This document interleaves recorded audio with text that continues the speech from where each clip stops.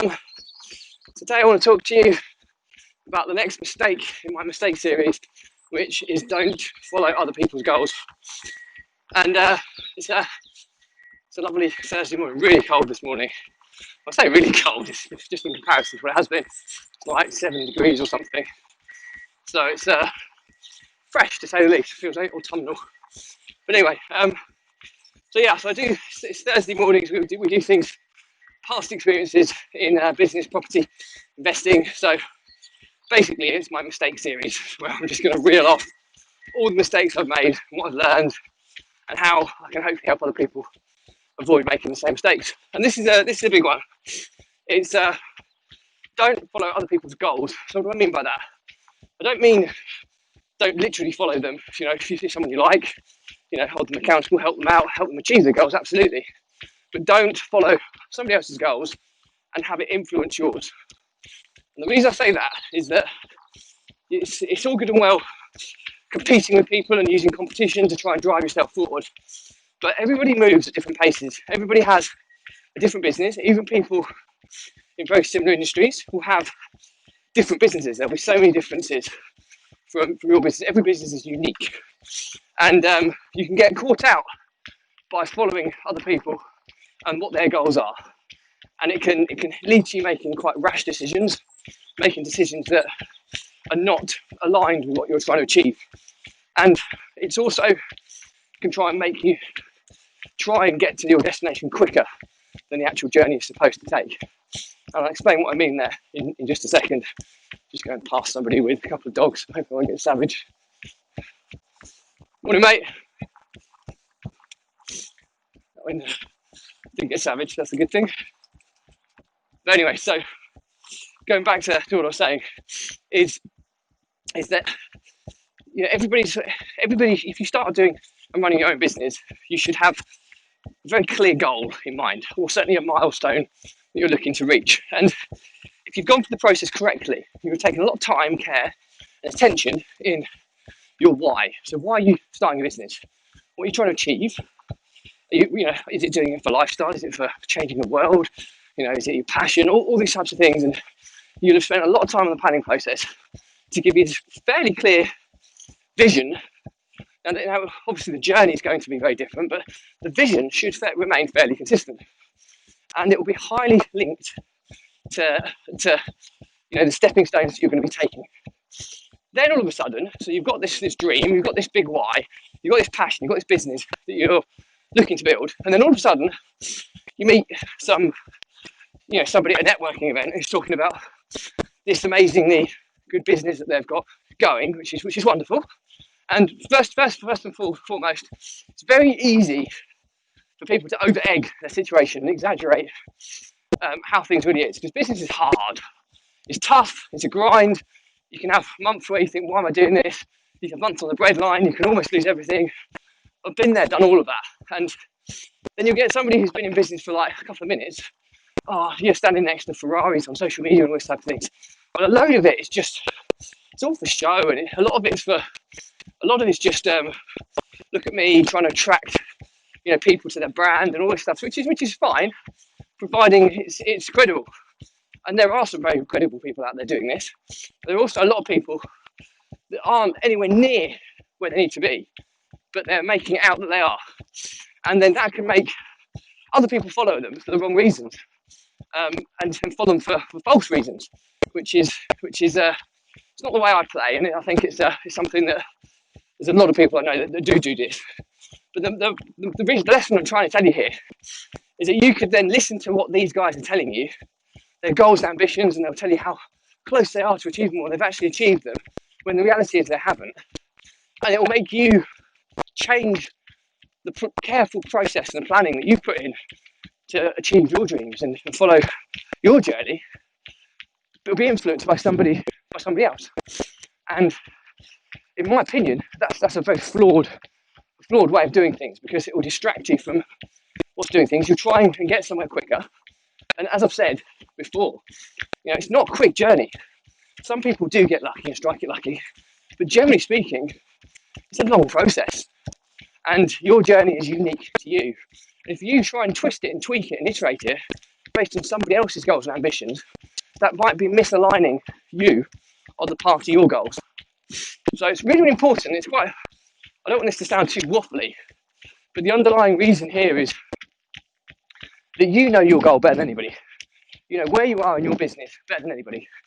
You should know the stepping stones or the roadmap or the plan of the journey that you're going to take to reach that destination or milestone or goal that you've set yourself better than anybody. And you've put a lot of care and attention to that. Then all of a sudden you're influenced by something that's just out there, or somebody's talking about something, and you've tried to react to that in a knee-jerk fashion. It's the fear of missing out. And you've tried to change everything without giving it the necessary thought. And that's where things can go wrong. Now, there is a caveat to this, and occasionally you'll come across people that come up with really good ideas that are a good fit with your journey, with your business, and what you're trying to achieve. Now, that's different. But when that does happen, don't jump into things too quickly. You jump into them too quickly, you don't give them the right level of due diligence, and mistakes are made. When mistakes are made in business, they can be extremely costly. And I know people that have lost absolutely everything in the world for making the wrong mistakes. So don't be one of those people. Be calculated and plan things carefully, and it will bode well for you in the future.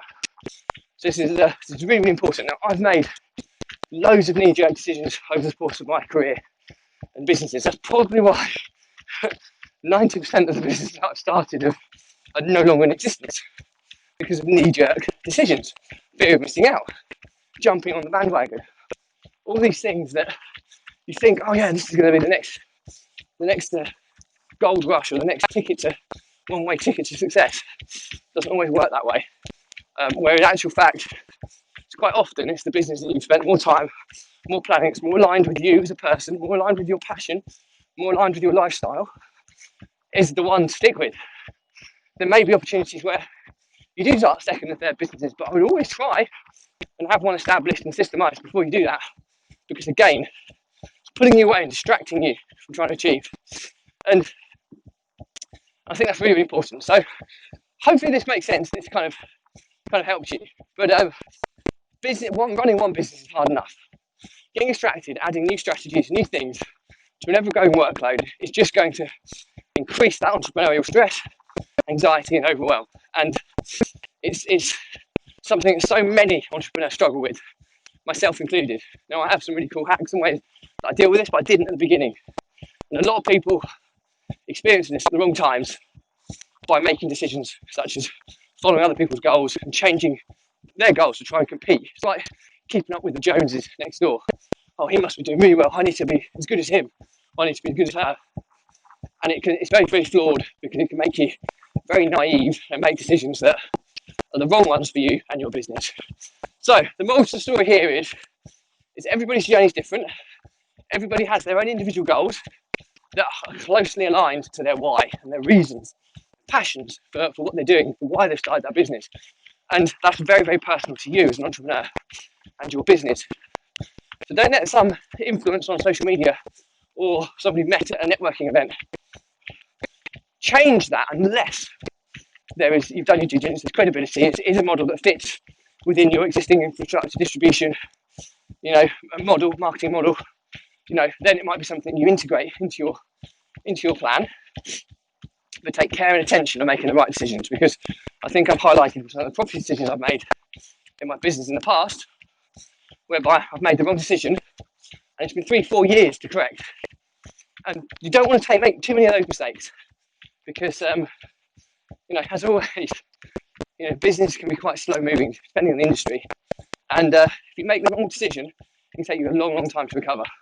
I'll talk to you more about some of the bad decisions I made in the past in future episodes, but I can tell you now, for all the positive stuff that's going on in my business and businesses, I'm still paying debts and stuff off from poor mistakes that were made in the past. Things that were within my control and some things that were out of my control. However, when you look and you focus on the blame yourself first principle, I could have eradicated all of them by making better decisions and better judgments early on, rather than jumping on in and saying, fear of missing out. If the opportunity presents itself, just say yes and learn the rest later, which is okay, as I said, which runs to somebody I admire and follow very closely. But You know, he's got a massive infrastructure of people that can take new opportunities to market effectively.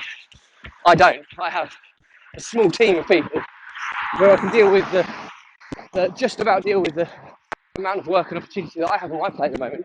Not brand new stuff. It's just going to knock me back and distract me from the laser-like focused journey that I'm currently on.